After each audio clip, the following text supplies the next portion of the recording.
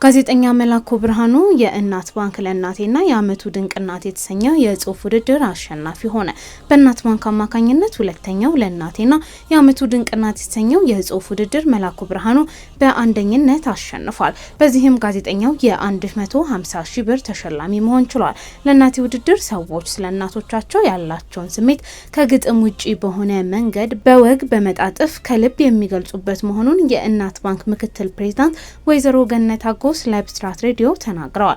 የአመቱ ድንቅ እናት የተሰኘው ውድድር ደግሞ ሰዎች በህይወት ያሉ እናቶቻቸውን አሊያም በአካባቢያቸው በማህበረሰባቸው ውስጥ የሚገኙና ተምሳሌት የሚሆኑ እናቶቹ የሚወዳደሩበት ነው።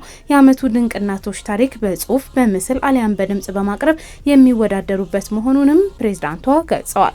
በዚህም የዘንድሮ የአመቱ ምርጥ እናት ወይዘሮ የኔነሽ ፍሪሳ ከኦሮሚያ ክልል ኢሉ ባቡር ዞን ቆሎ ኩርማ ቀበሌ 200 ሺህ ብር አክሲዮን ሽልማት ተበርክቶላቸዋል ስትል ሄደን ሽመልስ ዘግባለች።